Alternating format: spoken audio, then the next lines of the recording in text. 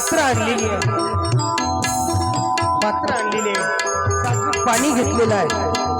रुक्मिणी माता पूजेचं साहित्य पुरवू लागलेली आहे. सुदाम देवाचे पाय